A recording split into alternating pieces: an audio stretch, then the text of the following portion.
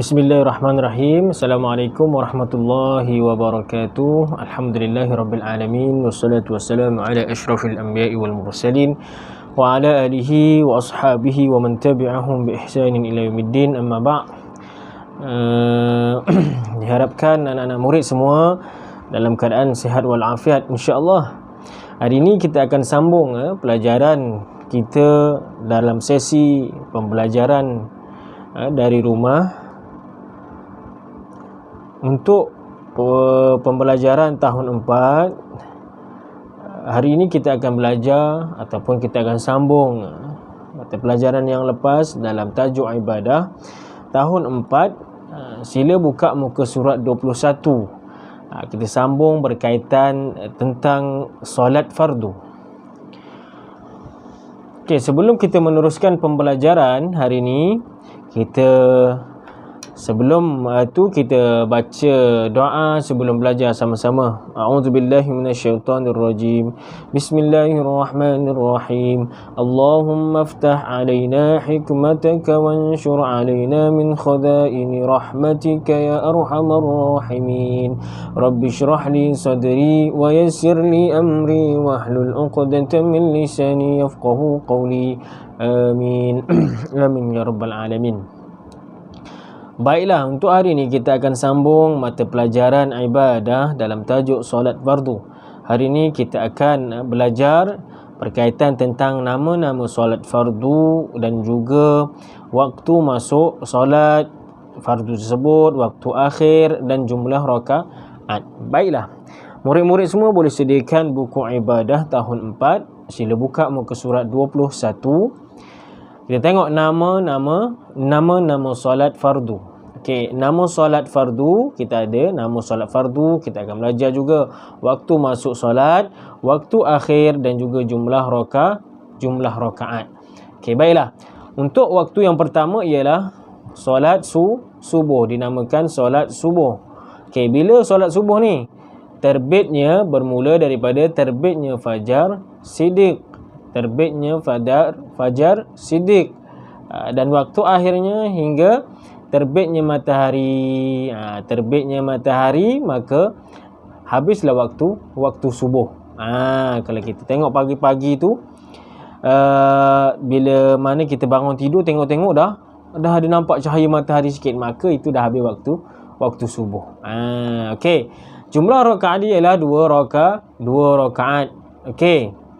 Selesai untuk solat subuh. Baiklah, untuk yang seterusnya solat zuhur. Okey, bila masuk waktu zuhur? Jika matahari mulai tergelincir ke barat, iaitu apabila sebatang kayu dicacak mempunyai sedikit bayang-bayang di sebelah timur. Ini contoh dibagi kalau kita tak ada jam, kita pacakkan batang kayu macam ni.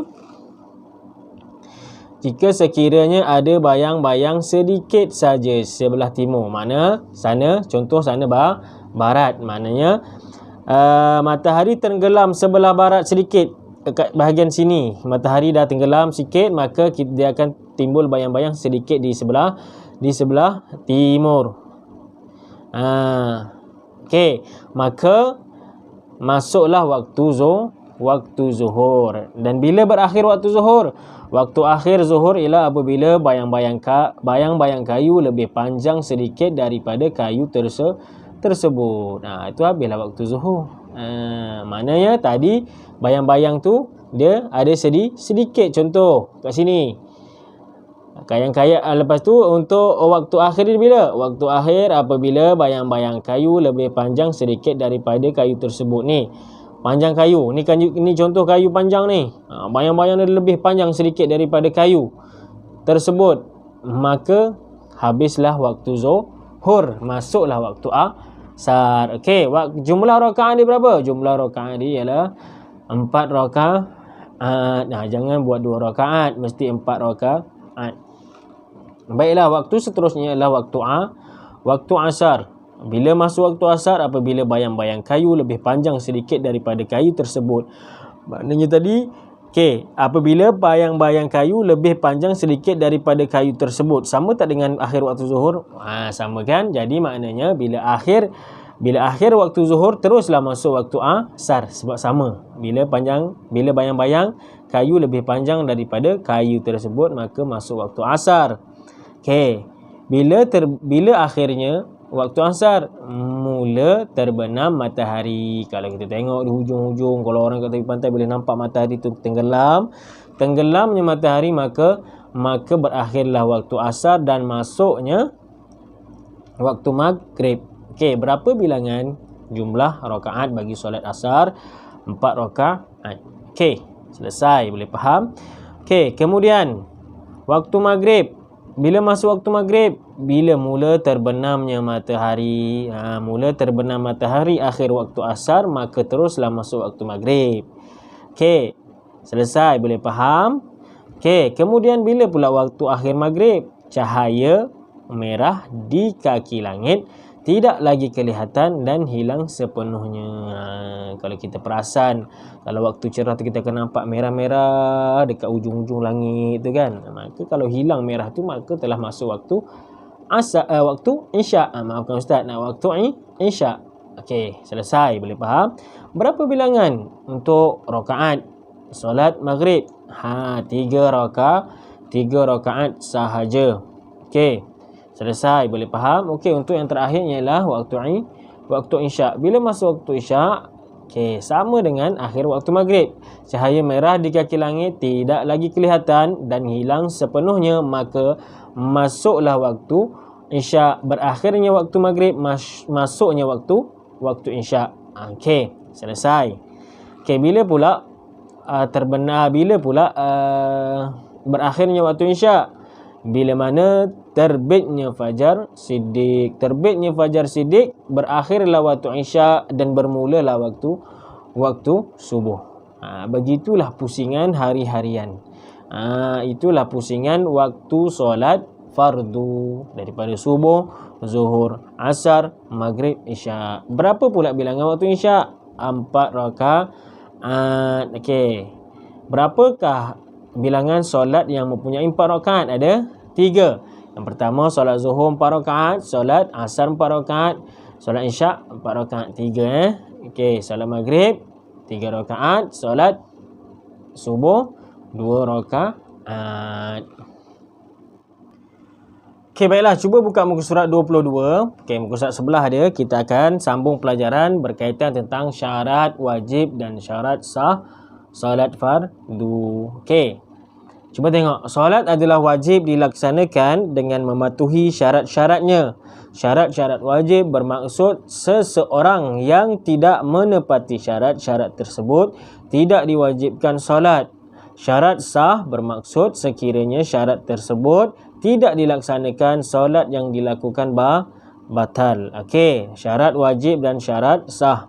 Kita ulang sekali lagi. Syarat-syarat wajib bermaksud seseorang yang tidak menepati syarat-syarat tersebut tidak diwajibkan solat. Okey, syarat wajib ni ialah siapa yang wajib solat. Maknanya kalau seseorang tersebut tidak memenuhi syarat-syarat wajib, maka dia tidak diwajibkan solat. Berbeza dengan syarat sah solat. Apa maksud syarat sah solat? Syarat sah solat bermaksud sekiranya syarat tersebut tidak dilaksanakan, solat yang dilakukan batal. Contoh.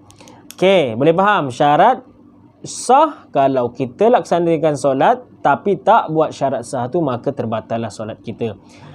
Kalau syarat wajib, jika sekiranya tidak ada syarat-syarat wajib pada diri seseorang, maka tak wajib solat. Okey, cuba tengok syarat wajib solat. Yang pertama, Islam. Mesti orang Islam. Orang selain daripada Islam tidak diwajibkan solat. Yang kedua, baligh. Baligh ni iaitu kalau bagi lelaki yang dah keluar air mani, bagi perempuan dah bermula darah haid, maka dia dah baligh, dia wajib solat, bukan lagi sunat, maka wajib. Bagi orang yang belum baligh, tak wajib solat bagi dia. Contoh, adik kita umur 2 tahun, belum baligh lagi, maka tak wajib solat.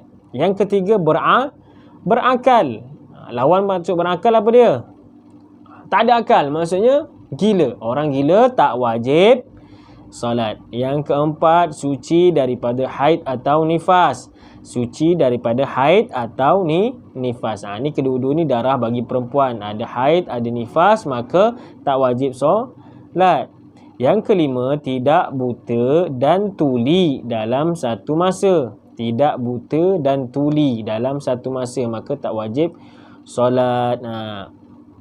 Maknanya sempurnalah panca inderanya. Dia tidak pekak, tidak buta.